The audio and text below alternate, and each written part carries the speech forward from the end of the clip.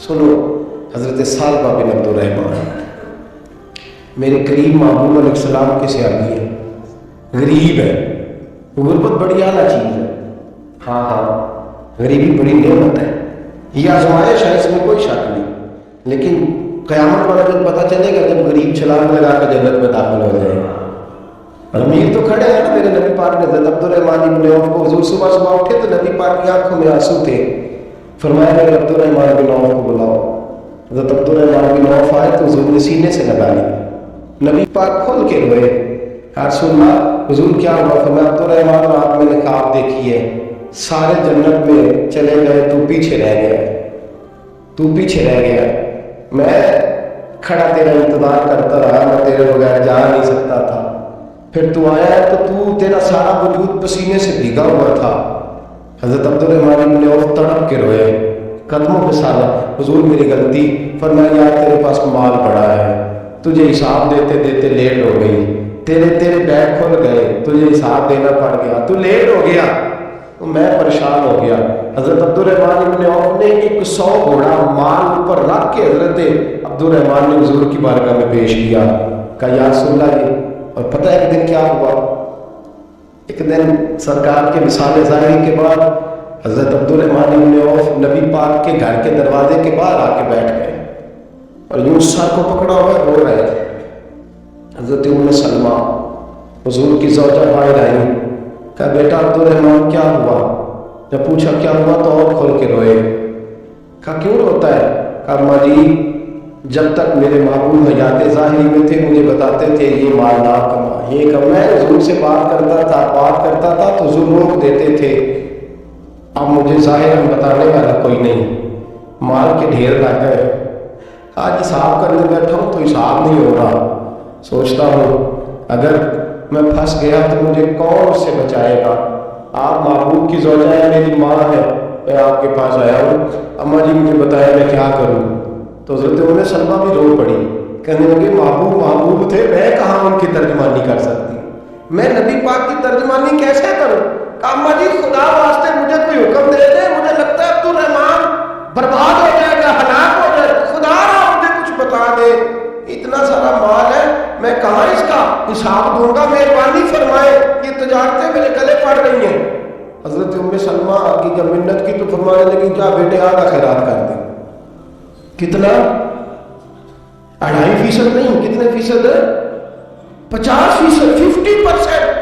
حضرت عبد الرحمن بن عوف گئے 50% خیرات کر کے کہنے لگے اماں میں نے 50% دے دیے، میں بچ جاؤں گا نا، میں دے آیا ہوا نا. تو حضرت ام سلمہ فرمانے لگی میں نبی پاک کی بارگاہ میں سفارش کروں گی تیری، اور نبی پاک اللہ کی بارگاہ میں سفارش کرے صلی اللہ علیہ وسلم. حضرت سالبہ بن عبد الرحمن حضور دعا کر دے، غریبی ہے. میرے نبی پاک نے فرمایا جس حال میں ہے بہتر ہے. کرتے حضور نے دعا کر دی. فرمایا جس حال میں ہے. تیسری دفعہ پھر آ گئے، حضور نے دعا کر دی. 4 بکریاں، 3 چند مہینے گزرے، کچھ تجارت شروع کی، چھوٹے موٹا لین دین شروع کیا تو 40 ہو گئے. کچھ وقت اور گزرا تو ریوڑ بن گیا، پھر گائے بھی آ گئی، پھر اونٹ بھی آ گئے، پھر لائنیں لگ گئی. پھر ہر وقت حضور کے قریب بیٹھنے کو دل کرتا تھا. لین دین کے معاملات سے ذرا طبیعت تھوڑی پیچھے ہٹنے لگی، تھوڑا دل پیچھے ہٹنے لگا. پہلے 5 نمازیں مسجد میں، پھر زور اثر کی چھٹی. میری طرف دیکھو اور دیکھو میں کیا عرض کر رہا ہوں. پھر زور اثر گئی، پھر کچھ وقت گزرا تو مغرب بھی گئی، پھر اتنی بڑی حویلی کوئی نہیں. پھر باہر جا کے مدینے سے ڈیرا لگا لیا، جمعے کے جمعے آتے ہیں. زکوٰۃ کا حکم آ گیا 2 ہجری میں. حضرت ابو ہریرہ رضی اللہ تعالیٰ عنہ امیر زکوٰۃ مقرر ہوئے. 5 اونٹوں پر 1 بکری، یہ زکوٰۃ ٹھہری. اب جب گئے نا اونٹ گنے اور بکریاں گننے لگے، اوہو 1 کروڑ پہ 2.5 لاکھ کس نے دیا تھا؟ دعا کس نے فرمائی؟ اوہو اتنا، میرے پیسے بینک سے میسج آ جائے گا اتنے کم ہو گئے، اوہو بڑی مصیبت بنے گی. مجھے تو خوشی ہوتی ہے جب آتے ہیں تو اب یہ والا میسج بھی چلے گا کہ اتنے مائنس ہو گئے. توبہ توبہ، پریشانی لگ گئی. بڑی طبیعت، انکار نہیں کیا.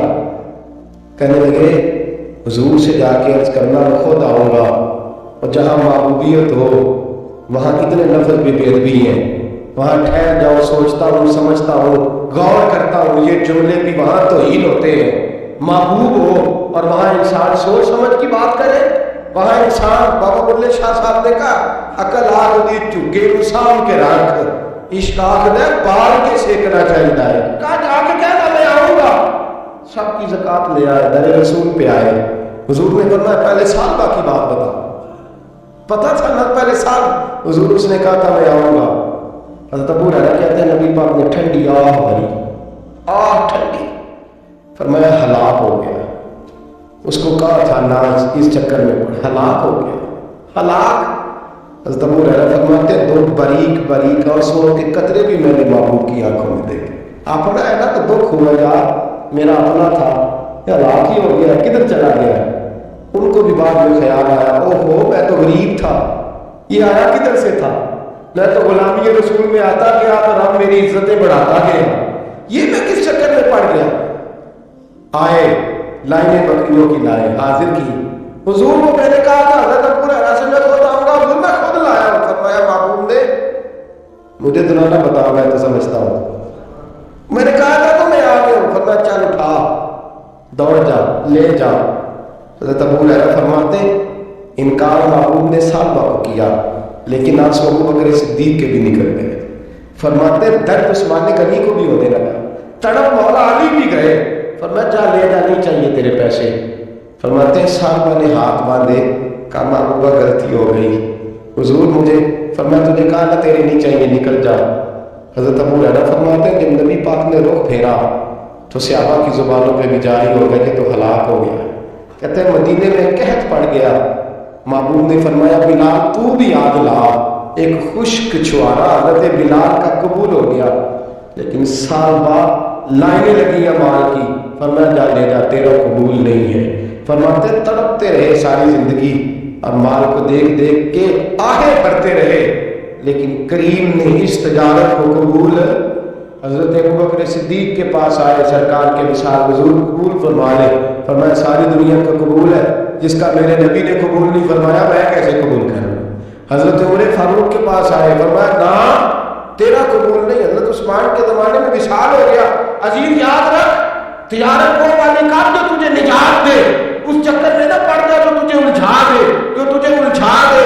قرآن مجید کی آیت آئی اقترب للناس حسابهم وهم فی غفلۃ معرضون، لوگوں کا حساب قریب آ گیا ہے اور وہ ابھی بھی غفلت میں پڑے ہیں، ابھی بھی 2 کے 4 اور 4 کے 10 کر رہے ہیں، حساب کا وقت قریب آ گیا۔